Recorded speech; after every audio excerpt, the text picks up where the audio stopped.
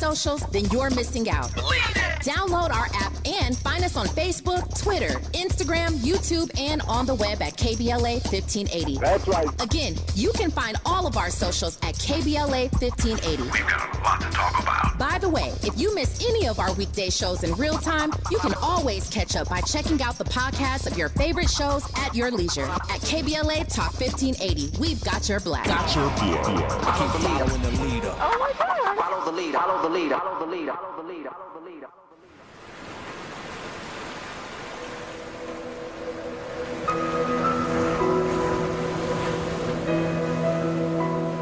On behalf of her precious family, it is with profound sadness that KBLA Talk 1580 announces the passing of our beloved colleague, Robin Ayers, on Thursday, December 5th. Robin was a bright light. You could see her radiant smile through the radio.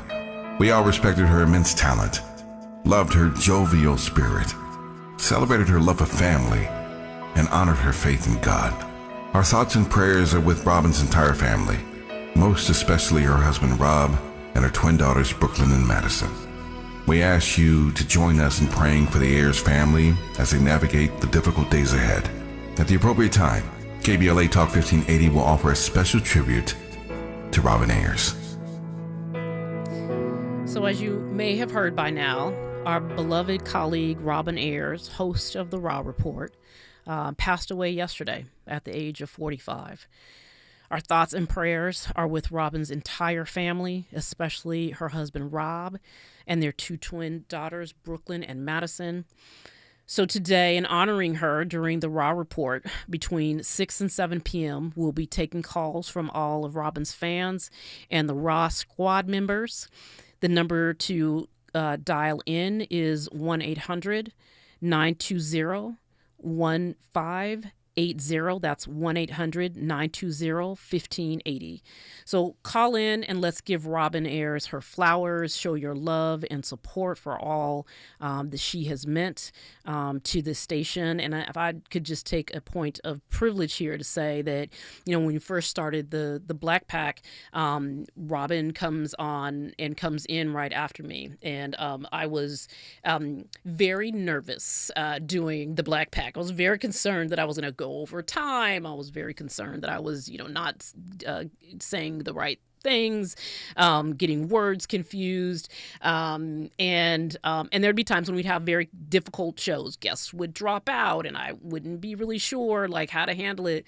And Robin was very helpful all the time, giving me tips, giving me pointers, telling me, like you just got to prepare, you just got to be prepared, just write something out, come in with something written out, and if a guest drops off, you'll have something to say.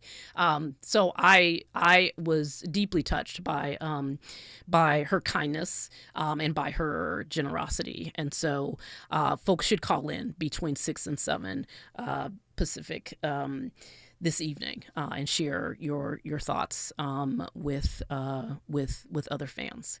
And I think I'm going to hop back into our conversation about what is happening in our government and what is happening around the country with the sort of changes that we've been seeing. We saw or we listened to Tracy Corder talk about this idea of getting educated, getting organized, and getting active. And the education piece is important, and it really has to do with paying attention to what is going on. And so when we think about like who is being emboldened in this moment, right? When we think about who is being activated by the return to the White House and return to control of our government, who is being emboldened. And so we know that immediately after the election, folks remember the day after the election, as a matter of fact, Black folks started getting text messages saying, they were to report to plantations for their cotton picking duty, right? We know that those text messages went to HBCUs. They went to Black students. They went to our kids, telling them that they needed to go report to a plantation. And we know that during the Trump administration, we saw HBCU campuses also attacked. So we know that there's this element of kind of white supremacy and racism that's been emboldened. But we also should remember that we're not just seeing corporations and billionaires, sort of taking over aspects of our government, directly taking over aspects of our government, but they've also been emboldened in a way when we see the kinds of decisions that corporations have made just in the last few days. I mean, we talked about, the incoming administration will be the wealthiest, right, in history. It isn't like the Biden administration or previous Democratic administrations did not have wealthy people in it. They did, but not to this extent, right? And so we knew it was a matter of time before corporations would start to make all kinds of kind of outrageous decisions, and it happened pretty quickly, right? So folks, I'm sure, have been tracking the Anthem Blue Cross decision that happened this week when they announced a policy that would not cover anesthesia charges for the full duration of someone's surgery. Imagine that the insurance company was going to say, if your surgery takes too long, we're going to cut off the anesthesia, right? But a company who felt emboldened to say, we're not paying for all that. We don't care about your health, right? So they announce a policy, right, saying that they're not going to cover anesthesia. There's outcry. Obviously, there's pushback from everything from government, state government officials, obviously the public, and they roll it back, right? They walk away from it. Anthem says, okay, no, we're not going to do that. But that's because there was outcry. It's because people stood up and said, no, you can't, like, this is completely outrageous. So they walked away from it. That's on our healthcare system. We also saw Walmart, and I think folks probably heard this and know this, that Walmart has decided to end its diversity, equity, and inclusion initiatives after complaints from conservatives. So the programs that they created after the protests in 2020 that were intended to address racial equity and combat discrimination, they're simply walking away from. They're not going to renew a commitment of $100 million to help with racial equity. They will not be providing support to the Human Rights Campaign. But they did. Here's what they gave y'all instead. They have given y'all a new ad campaign featuring Lorenz Tate and Nia Long. They are giving you a commercial that will, attempts to take advantage of Black cultural capital to get y'all to come and spend some of your over $1 trillion in Black economic spending power at their stores. So not going to help in terms of racial equity, but here's an ad with, some of your cultural icons in it. Come spend money at our stores. We saw Delta, the CEO of Delta Airlines, say that he was so happy to see the Trump administration moving away from regulations because the Biden administration, regulating the airline industry because the Biden administration had overreached in terms of their regulations. So what are the regulations that they were overreaching on? Well, Pete Buttigieg said that airlines, if they cancel your flights for no reason, that they have to refund you your money. Right? That they can't charge you excessive fees, right, without you knowing. So it's that overreach, the overreach, quote unquote, right, that efforts to help regular people for getting their pockets picked. The Delta CEO Delta Airlines CEO decided that they're happy, right, that they're going to start to roll, that those regulations will be rolled back under the Trump administration. So folks are emboldened. And it's not just on the side of what we would expect in terms of white supremacy and racists being emboldened, but the major corporations in our country are also emboldened to start withdrawing, ending the kinds of initiatives that help us get to a more perfect union. So we're going to talk a little bit about who some of these folks are in the administration when we come forward, as we continue to try and educate ourselves so that we can get active when we come forward here at KBLA Talk 1580. This is the Black Pack. You're part of the Black Pack with Adrianne Shropshire on KBLA Talk 1580.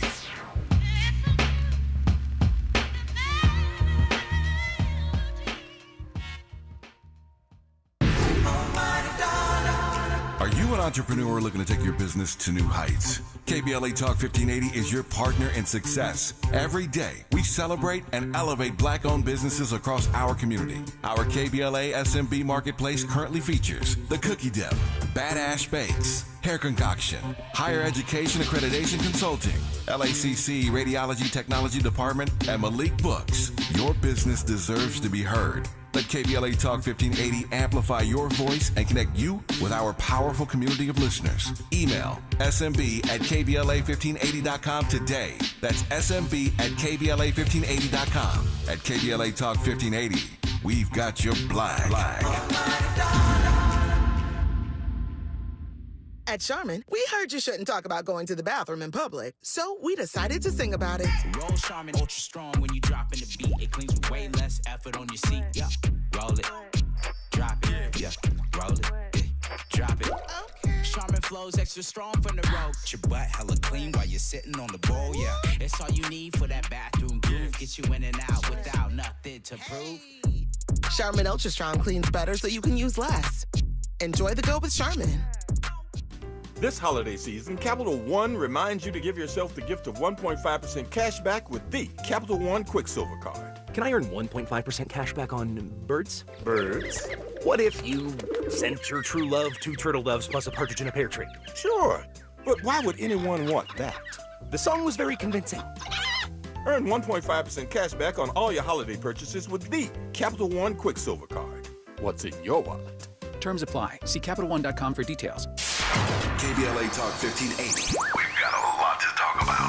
KBLA Talk 1580, connecting you with services and solutions. If you need help getting your resume in order, finding job training, or landing a job, we've got 3 great options for you. First, the City of Los Angeles has WorkSource centers across the area offering free job support. The California Workforce Development Board can help you with everything from GED prep to vocational training at no cost to you. On the federal level, the Department of Labor's American Job Centers offer a full range of services for job seekers and businesses alike. Visit careeronestop.org, or for more info, just call California's Help Center or visit cwdb.ca.gov or call 916-657-1440. For the City of Los Angeles programs, go to ewdd.lacity.gov or call 213-744-7300. All these services are free to help you get your next job. This is a community call to action from KBLA Talk 1580. Let's get back to more of the Black Pack with Adrianne Shropshire right now on KBLA Talk 1580. This is the Black Pack, and I am Adrianne Shropshire. We talked in the last hour with Tracy Corder about the various billionaires who are being appointed to positions in the incoming Trump administration. And, you know, obviously the reason why we're having this whole conversation is that, instead of appointing people who are actually qualified, right, people who have qualifications and experience to run these agencies, he's doing the thing that he said when he first came in in his first term, which was, we're going to drag the swamp, and he sort of drug the swamp and then brought it into the White House. And now he's sort of drugged the swamp, brought it into the White House, and it is running important agencies in our government, right? Or it will be, I should say. He's giving away appointments to his shady friends. He is, nominating people to be ambassadors. Many of these people have a similar resume as Donald Trump, right? They are corrupt. They have felony convictions. They have been accused of sexual assault, right? These are the people that he's putting forward. It is a fire sale of our government, parting out our government on the cheap and selling it out the back of his trunk. And, for the cost of what Elon Musk paid to get him elected, which was reported recently or today maybe even, $250 million, $250 million. That is what Elon Musk paid to help get Donald Trump elected. And now he's sitting in a position in a fake government agency about to determine for our elected leaders what programs they should be cutting. What is government efficiency? What should we be cutting? They're making decisions about what is waste. And I can guarantee you that what they think is waste are actual critical services for our communities. I think we know that. So I want to sort of get into this. I want to talk a little bit about who some of these folks are. I want to just give you some names, right? Because I think that when we talk about not just the getting educated, I think Tracy said get educated, get organized, and get active. We should be clear about who the people are. We should be clear about what agencies they're running. And when we get active, which is going to, include certainly engaging and calling on our elected leaders up and down our political spectrum, we're going to need to say to them who right? Name a name and say who people are. So I want to start because Tracy and I talked a little bit about like economic opportunity and investments in making sure that there's government investments to make sure that economic opportunity is there. And I want to start with one of the recent ones, which is a woman named Kelly Loeffler. And so that name may be familiar to you. Kelly Loeffler actually used to be a United States Senator. She was appointed. She was never elected to the United States Senate, but she was a senator for a short period of time. And the reason why you would remember her name is because she flamed out spectacularly in a loss to now Senator Reverend Raphael Warnock in the state of Georgia in 2020. Kelly Loeffler, in her spectacular flame out, is in that race, is now has been put forward to lead the Small Business Administration. And so I think, that oftentimes folks, were angling to get different positions. I'm not sure that was the one that she actually wanted, but it is the one that she's getting, right? And it's important to note that, when we're talking about people being appointed, I mean, she is a business owner, right? She's also a billionaire, right? So we're not talking about a small business owner who is going to be paying attention necessarily to what small business owners need. Or maybe, like if we actually thought that these people cared about, regular everyday Americans, she'd, take Kamala Harris's playbook and support small businesses in the way that Vice President Harris was planning to if she had made it into the Oval Office. And so I don't think that the average small business owner who would have been able to see expanded opportunity under a Harris administration should be holding their breath for what they're going to get from someone like Kelly Loeffler. When we think about all of the government efficiency recommendations that are going to come from the fake Department of government efficiency, I would not be surprised to see some of those government efficiencies being coming out of the department where small businesses, including minority and women-owned businesses, gets support. So we should pay attention to that, the Small Business Administration, if Kelly Loeffler gets confirmed. So that's one, Kelly Loeffler, Small Business Administration. We saw there's a couple of things that are important also here about thinking about how Project 2025 will be implemented. So we know, again, like Trump at the end of the campaign realized that Project 2025 was not popular, that too many Black folks were talking about it, and maybe convincing some of the folks who had decided that they were going to stay home that they should come out and vote because no one wanted to see the implementation of Project 2025. And one of the things that I know we talked about, you all certainly heard talked about during the sort of attempt to educate our community on this radical, dangerous set of proposals, was the idea the architects of this blueprint, their plan to eliminate the Department of Education. And we talked about what that would mean, right? It wasn't just that, some inefficient government agency was going to be, terminated. It's the Department of Education, right? It is the place where economic equity is supposed to be ensured. It is the place where our public schools, the expectation that our public schools will be funded.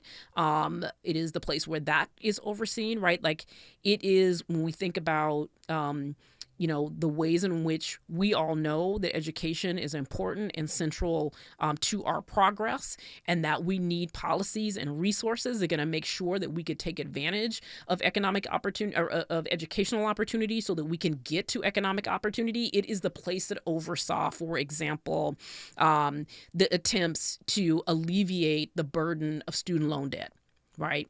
That's the Department of Education. The Department of Education is going to be run by Linda McMahon. I think you all may know this.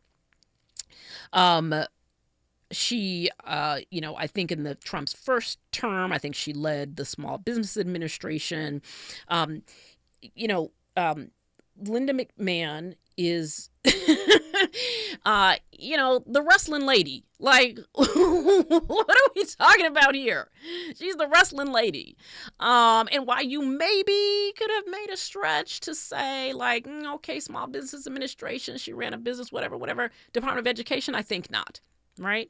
So when we're talking about people that are being put in places who are unqualified and who are clearly being sent there to do a job, and that job is to dismantle the Department of Education. And so, again, another billionaire, right, who is a supporter, clearly long-term supporter of Trump with no educational leadership experience, going in to lead and dismantle one of the departments in our government that has and has had significant impact on the sort of opportunity. We should be thinking about, again, like the opportunity cost here. Like, what is it going to cost us as a community when we have the defunding of public schools, right? And that is the job that she's being sent there to do. Okay, I'm gonna do maybe one more right now, which is I kind of want to there's one I want to save because it is just so outrageous. So I'm gonna hold on to that for a second. But I talked earlier about this weird thing called the AI and crypto czar. Right, this new position, the AI, artificial intelligence, and crypto czar. I'm not quite sure why those two things are put together in one job, but whatever. It's being led by a man, or I'm sorry, not being led. The nominee is a man named David Sachs. So he is, again, this is AI and crypto, right? So this is another long-term critic of tech regulation. So again, we've talked about sort of the attempts, not just through Project 2025. And we talked many times about how, while Project 2025 might have been a blueprint, we also know very well that there was some aspects of it that were already being implemented, right? Aspects of it that we could see happening in states, aspects of it that we could see happening through Supreme Court decisions. We talked a lot about the sort of attempt to dismantle the administrative state, right? So to take away the authority of government agencies to regulate corporations. Right. And that's ultimately what this is about, regulating corporations. And so David Sachs is an anti-regulation, sort of, campaigner, right? But against tech regulation. Now, the thing he is part of which he is going in to oversee. Trump has said that he will safeguard free speech online, but we've seen what free speech online looks like when billionaires take over, because we know that Twitter is a dumpster fire since Elon Musk took it over.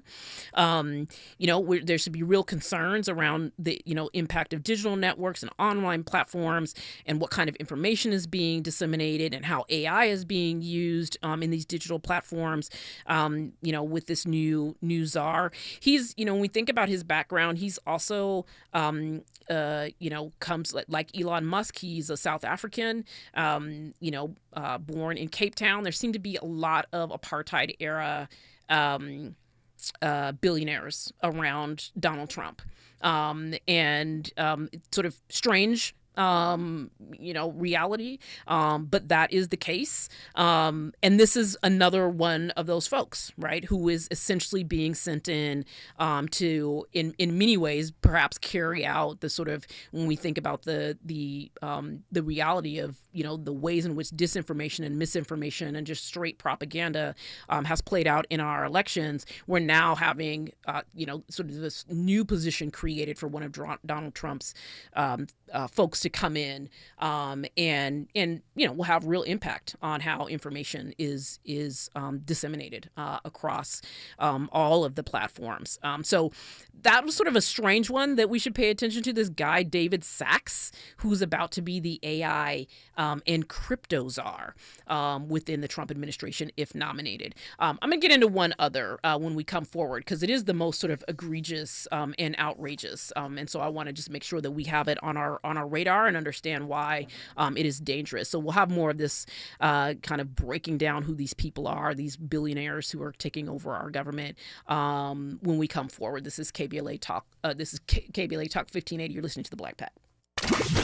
More of the Black Pack with Adrianne Shropshire on KBLA Talk 1580 when we come forward.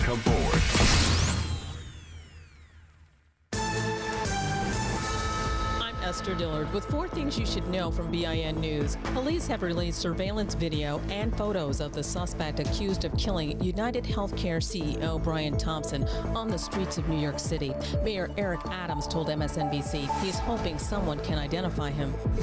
The monthly job report shows payrolls increased more than expected in November. The Labor Department reported 227,000 jobs were created last month, compared to October's upwardly revised 36,000. There's still no verdict in the deadly subway chokehold trial in Manhattan after 3 days of deliberations. Former Marine Daniel Penny is accused of choking Jordan Neely, a homeless black man, to death on a subway in May 2023. And a new study shows eating 1 ounce of dark chocolate a day could lower the risk of type 2 diabetes. Get BIN News on demand 24/7 at BINnews.com. Good news in Azusa. On the 210 eastbound at Citrus, a wreck is wrapped up. All lanes are open. Delays, not so hot. You're backing up all the way from the 134 freeway out of Pasadena. Also very slow as you make your way along the 5 in Burbank. Southbound delays crowding up at Olive. Very slow ahead through Griffith Park as you continue all the way to the 605. And we're also heading out to Irvine. 5 northbound delays off of the 133 freeway to Harbor in Anaheim. The 405 northbound slowing in Irvine from Irvine Center Drive all the way to Westminster Boulevard. And it's tough in Corona. 15 southbound loading up from the 91 freeway all the way to Wyrick Road. Hi, I'm Kyle, owner at Blindster.com. And right now, we're offering up to 50% off all our custom-made blinds, shades, and shutters during our Cyber Week sale. Don't miss out on some incredible deals. But hurry, sale ends December 10th. Blindster.com. This is the KBLA Sports Minute with Ray Richardson.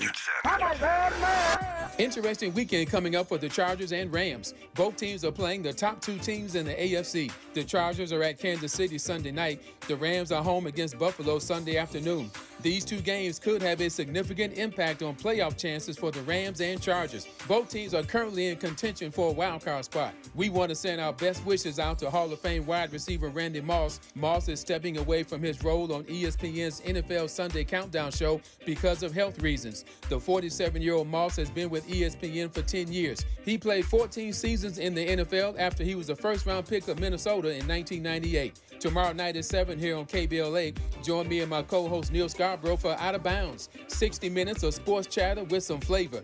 You're welcome to join the conversation at 1-800-920-1580. No debates, no speculation, just the info you need. That's your KBLA Sports Minute. I'm Ray Richardson on KBLA Talk 1580. Follow the leader. KBLA Talk 1580. Follow the leader. If you're not following KBLA Talk 1580 on all of our socials, then you're missing out. Download our app and find us on Facebook, Twitter, Instagram, YouTube, and on the web at KBLA 1580. That's right. Again, you can find all of our socials at KBLA 1580. We've got a lot to talk about. By the way, if you miss any of our weekday shows in real time, you can always catch up by checking out the podcast of your favorite shows at your leisure. At KBLA Talk 1580, we've got your black. Follow the leader. Oh my God. Follow the leader. Follow the leader. Follow the leader. Follow the leader. Follow the leader. Linking social justice and climate justice all year long. We're unapologetically progressive. KBLA Talk 1580. Oh no, stomach issues again? Stomach issues? Who are you? Your pancreas. I could be the real reason for your diarrhea, gas, bloating, stomach pain, or loose oily stools. I thought it was my stomach. People often do, but any of these symptoms could mean having a condition called exocrine pancreatic insufficiency, or EPI. With EPI, the pancreas doesn't release enough enzymes to break down food, but EPI is manageable. Use the symptom checker on identifyepi.com and speak with your doctor. That's identifyepi.com. Sponsored by AbbVie. This is the story of the one who, as a maintenance specialist for a historic high-rise, knows that vintage charm historically needs constant attention. Which is why, when it's time to upgrade turn-of-the-century mechanicals, they turn to Grainger. With easy access to 1 million-plus products and the scale to deliver when and where you need them, the right tools and supplies are never far away. So the one can keep that vintage building running like new. Call, click Grainger.com, or just stop by. Grainger, for the ones who get it done.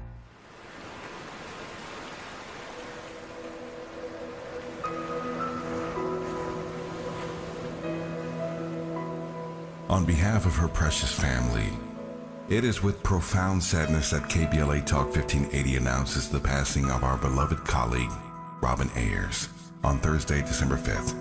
Robin was a bright light. You could see her radiant smile through the radio. We all respected her immense talent, loved her jovial spirit, celebrated her love of family, and honored her faith in God. Our thoughts and prayers are with Robin's entire family, most especially her husband Rob and her twin daughters Brooklyn and Madison. We ask you to join us in praying for the Ayers family as they navigate the difficult days ahead. At the appropriate time, KBLA Talk 1580 will offer a special tribute to Robin Ayers.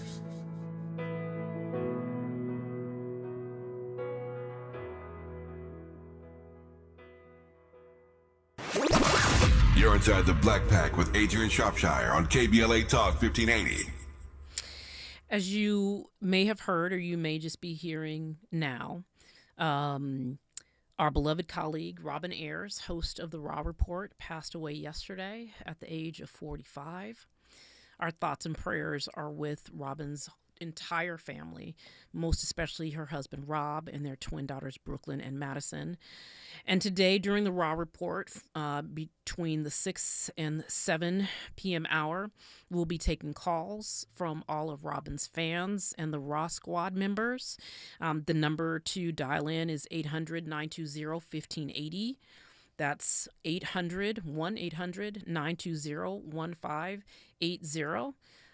Please call in and share your thoughts and your stories about Robin. Let's give her flowers. Let's show our love for her as we all continue to process her loss. Again, I said that, Robin was always, she was the, two people I see when I leave here after the show is over. That's Andy and Robin. And Robin always said, have a good weekend. She always had advice if she felt like I needed it, and it was always really clear when I did. So just, really trying to process this loss. But do call in with other people who loved her and appreciated her voice and her spirit. You can call in at 1-800-920-1580 and share your thoughts and stories. I had one other member not even member. I am doing the thing that I said that we shouldn't do, which is to assume that all of these people are actually going to be active members of the Trump administration. But I have one other of Trump's nominees that I wanted to just lift up, because I think that it's important we're thinking about not just the what is going on and how do we stop it, but also making sure that, again, when we move into action, when we move into getting active, to make sure that we are mitigating the harm that this person can do, that we or this administration can do, that we know the types of people that are being nominated, we know who they are, and we know what they're being nominated to do. So I want the last person that I want to just lift up, and I know that you all have heard about this person because it's so outrageous, and that is the person who's being nominated as the director for the FBI, and that is a guy named Kash Patel. And so I want to, before I talk to you, I sort of lifted up sort of Imani Gandhi's words about the Supreme Court decisions. I want to lift up some other very smart people's words about Kash Patel. So I want to sort of who he is, and so I want to just read a little bit of a statement from the Legal Defense Fund president and director counsel Janae Wilson. She explained that in an interview last year with Steve Bannon, another longtime loyalist of Mr. Trump, Mr. Patel threatened to go out and find the conspirators, not just in government, but in the media, who Patel falsely stated helped Joe Biden rig the presidential election, and prosecute them.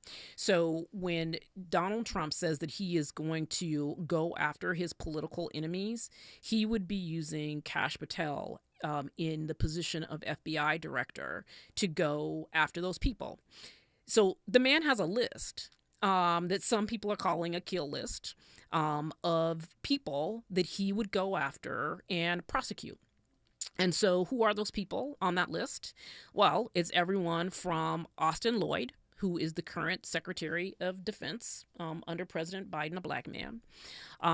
It includes, of course, the President of the United States himself, Joe Biden. It includes people of the Obama administration. On that list is Eric Holder, the former Attorney General of the United States. On that list is also Loretta Lynch, the former Attorney General under President Biden. There are lots of people who were involved in the investigations, right, of Trump. There are his own people, his own, former White House counsel, people who were disloyal to him, right? People who he decided were not sufficiently loyal, or who Kash Patel feels like are not sufficiently loyal, who spoke out, right, against Donald Trump, who stood up either in the midst of his administration or after his administration and said this person is corrupt. So it's a list of people that they would go after and prosecute, not necessarily because they did anything illegal, right, or in fact not because they did anything illegal, but simply because they don't like them, right? Again, those that were in the Trump administration that they're saying are that were disloyal, those people inside the Obama administration who they feel like were particularly, mean to them, right? Not nice to Donald Trump, said mean things. I mean, I think we heard, Trump himself during the campaign, toward the end of the campaign, say something to the effect of, we've got some things in store for Michelle Obama, right? We're not going to be too nice to her, is what he said. So this really is an administration that is focused on revenge.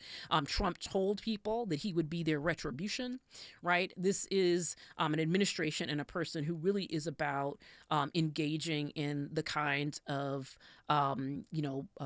political. It's the thing that he said, right? It's again like they reveal themselves constantly talking about political witch hunts. That is what this would be, right?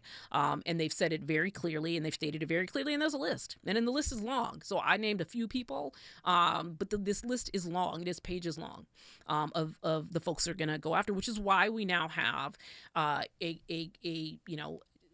new conversation about, we know that President Biden pardoned his son to keep him out of harm's way, and now there's a new conversation about preemptive pardons.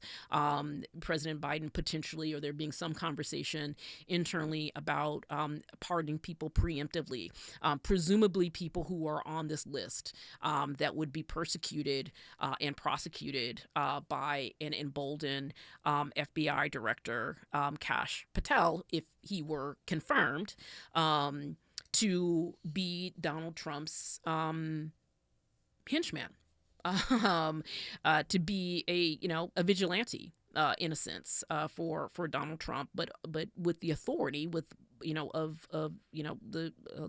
a top law enforcement officer within our government. So we know that people are calling. I think the New York Times published an op-ed today calling for Biden to pardon everyone on the list, to sort of preemptively move people right out of harm's way, which has and I think that Kash Patel has tried to clean it up a little bit, right? Sort of walk it back a little bit, right? Like say, no, it's just for people who broke the law. But if, I don't think that that's, all of them try and clean up, right? They're all trying to clean up, what they have said or past behavior, right? You now have who we didn't talk about, but the person who's nominated to be the, department, the Secretary of the Department of Defense, who apparently has a drinking problem, right? Or his former coworkers at Fox News says he has a drinking problem. And so now he's going around apparently talking to senators, trying to win their support, and essentially saying, if you give me the job, if you hand me the nuclear codes, then I'll stop drinking, right? Like I'll stop, right? If you just give me the job, I'll stop drinking.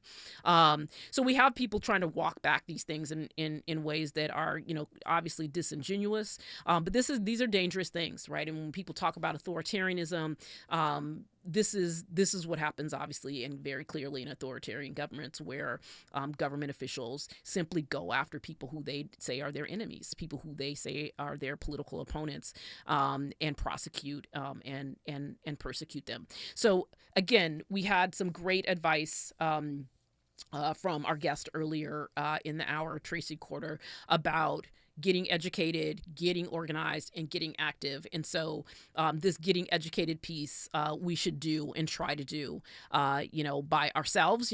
We found ways to do our research, right? Back during the election, we need to be doing that research, but it's also, we'll try and provide some of that education here, so that as we're getting organizing and we're getting active, we're clear about who we need to be talking about, and who we need to be talking to our elected officials to. So we're going to look a little bit, sort of jump out of the White House for a second and look at the Supreme Court again, when we can come forward and talk about the sort of influence of billionaires and money within the Supreme Court as well when we come forward. This is KBLA Talk 1580. You're part of the Black Pack with Adrianne Shropshire on KBLA Talk 1580.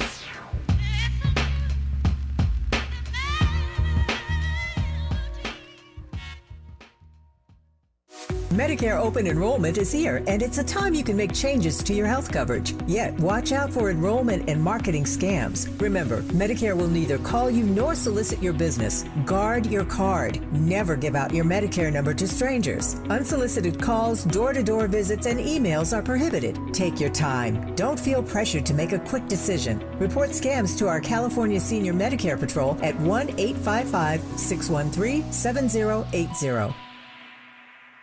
Have you heard of the 50-30-20 rule? This can help you spend and save your money wisely. So, how does it work? Distribute your dollars into 3 buckets. 50% towards needs, 30% towards your wants, and 20% goes to savings. Use this tool to help your journey to financial success. Sponsored by J.P. Morgan Chase & Company. This season, Chevy brings classic pairings, cookies and milk, mistletoe and kisses, and your holiday plans and a new Chevy. Silverado 1500 gives you power and capability with 430 pound-feet of torque to haul your holiday tree. Equinox EV and the all-new Equinox offer award-winning quality and style to see you through the holiday season. See why Chevy makes everything better and brighter. Chevrolet, together let's drive. KBLA Talk 1580. We've got a lot to talk about.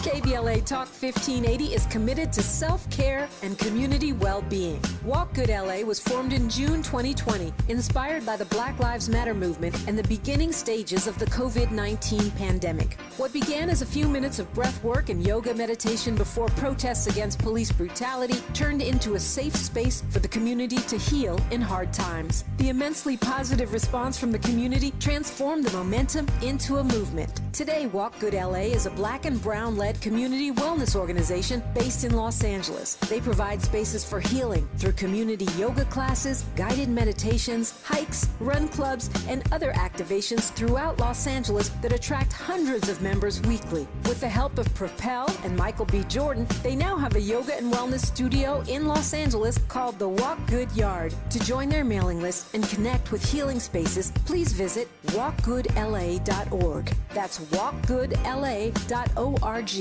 Or find them on Instagram at WalkGoodLA. This is a community call to action, a community call to healing from KBLA Talk 1580. Let's get back to more of the Black Pack with Adrianne Shropshire right now on KBLA Talk 1580. You are listening to the Black Pack, and I am your host, Adrianne Shropshire, here at KBLA Talk 1580. So we have been talking about billionaire exploitation and the increased influence of the extremely wealthy in the upcoming Trump administration. And by extension, their influence and decision-making in our lives directly. Again, when we talked with Tracy Quarter earlier, this is different than lobbying, right? Like lobbying has its own sort of set of, potentially corrupt, or ways in which it can be potentially corrupt. But this is very different. One of the very, the clearest examples of influence in our government of moneyed people in our society has been SCOTUS. The Supreme Court of the United States. And I know I shorthand SCOTUS all the time, and I realize that I should be saying Supreme Court of the United States. But that is where we have seen it, right? In the story after story about y'all's cousin, Clarence Thomas, and the RVs he's gotten, and his mama's mortgage is being paid, and, the sort of gifts that he's taken, and flights that he's, been on, and vacations that he and his wife have been on. All those sorts of the reporting that we've seen about the potential for corruption in terms of the way that money influences decisions in the Supreme Court and Chief Justice, Roberts' court, has been a shining example of that. So we're sort of started the show off at 4 talking about the Supreme Court in this case that really is another attack on the 14th Amendment and equal protection. And so I wanted to end by also talking a little bit or listening to the words of I was talking about our lawyer friends, right? And I talked about Madiba Denny earlier in the show, and how she has talked about the ways in which the court has undermined the Reconstruction amendments. And so I want to end this today by just listening to some of the words from Madiba about the ways that our court itself is under attack, and the impact that influence is having.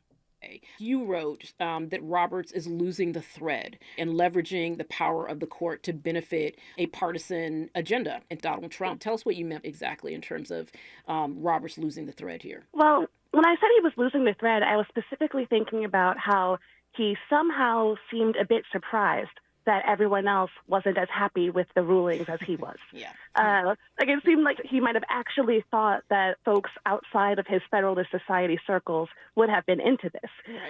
So which I thought that just demonstrated some sort of detachment from reality. But you're absolutely correct talking about he has this image that he and some in the media have carefully constructed that present him as if he's some sort of moderate, when really he's only moderate insofar as it allows him to get to the same conservative results without as much backlash. So, like, he wanted to go to the same places as your Samuel Alito's and your Clarence Thomas's, and he was just trying to do so maybe a little less quickly or like a little more quietly, doing the thing where when you turn up the temperature until the water's boiling and it's too late.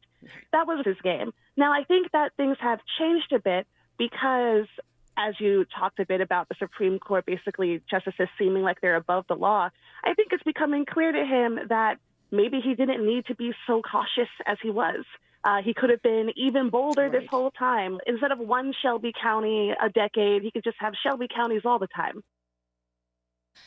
So that, I think that these are, as we're thinking about the kinds of decisions, the way that the court's sort of off the rails, right, in many ways, that, we are, the sort of, I want to go back to this idea of getting educated. It's important for us to understand the context in which the court is making these decisions. I also want to just play, I think we have a second clip of Madiba talking about this idea of originalism, right? And I want to just play that because I think it also ties into, what we're seeing in terms of influence as well in the court. It's using these extremely dishonest, just transparent perversions of the amendments that were designed to help. They're designed to help to uplift the community and have been used perpetually as like the basis to go even farther and protect more rights for more people. And yet that's why the conservative legal movement is so opposed to it. It's kind of funny when you think about their embrace of originalism, because if you were to take that history seriously, the history of the Reconstruction, you would have to look at a lot of today's laws and policies very differently. But that's not the historical moment they care about. Their appreciation of history, for some reason, stops right around the Civil War. For some strange reason that we can't figure out. I want to just say for the record that this is very scary stuff. The attacks on the Reconstruction amendments, that's scary stuff. So I wanted to sort of bookend the conversation today with the Supreme Court because when we think about the decisions that the court is making right now, right? One, we know that those decisions are being made with undue influence from wealthy people in our country.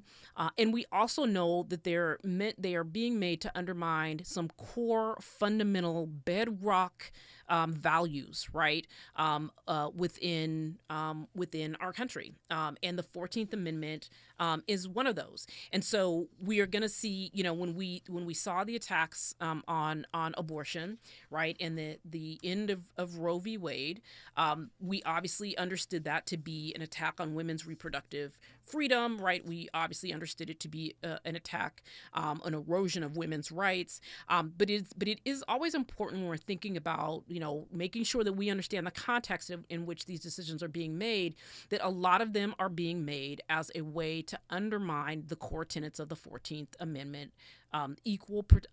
of which one is equal protection. And again, I want to, we'll have either Madiba Denny or one of our other constitutional lawyer friends on to kind of talk about where we might be expecting for some of these decisions, like where else, right, is the court going to potentially go with the attacks on the 14th Amendment. And so in some ways, the particular issue, what might seem like it's the focus of the decision, may or may not be something that you agree with, right? Like you may or may not think like, oh yeah, I think that thing, like I don't agree, with abortion, or I don't agree with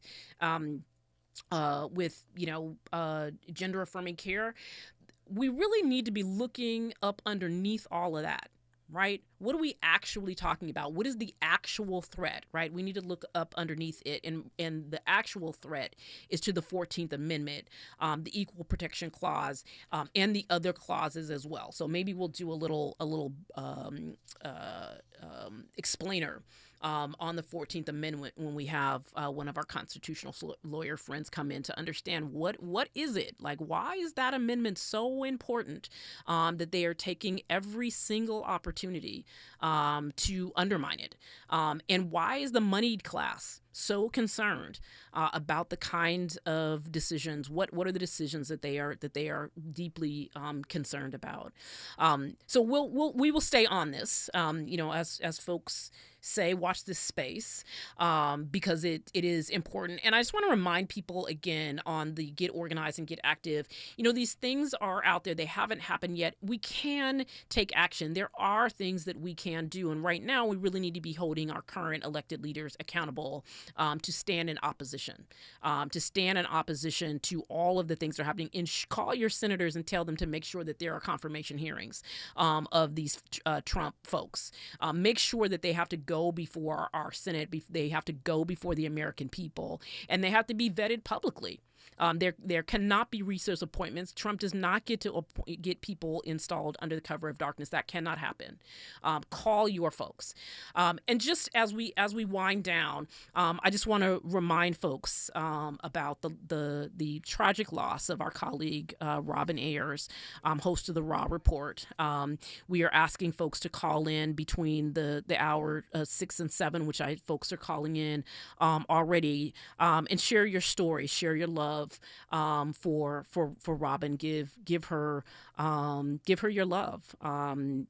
Tell each other, be in community around this loss as we all try and process it together. Share your story, share your thoughts, share your love. Michelle Duffy is going to be sitting in for the Raw Report, and that is up next. Stay with us. It's KBLA Talk 1580. KBLA 1580 Santa Monica. I'm Esther Dillard with 4 things you should know from BIN News. TikTok is being dealt a major blow today. A federal appeals court panel upheld a law mandating the sale or ban of the Chinese-owned social media platform. Rocket Mortgage is suing the Department of Housing and Urban Development over claims the lender discriminated against a black woman by undervaluing her home. Washington, D.C.'s Attorney General is suing Amazon for allegedly hiding the fact that it doesn't provide its fastest delivery service in some black neighborhoods. And Republican Senator Rick Scott of Florida is questioning President Biden's priorities. Biden was in Angola this week, where he announced over $1 billion in humanitarian funding for countries in sub-Saharan Africa. Get BIN News on demand 24/7 at BINnews.com. A crash in Norwalk on the 5 northbound past Rosecrans. Left lane is blocked. Delays out of La Mirada, leaving Valley View. South LA, a crash on the 110 southbound before Vernon, blocking the right lane. Big rig involved here. Big delays out of Elysian Park, leaving Stadium Way. The northbound side of the 110, that's just a tough drive anyway. All the way from the 405 as you travel back to the 5 in Elysian Park. It's tough in Pasadena, 210 eastbound from the 134 all the way to the 57 in San Dimas. And the Cajon Pass filling in 15 northbound from the 215 merge all the way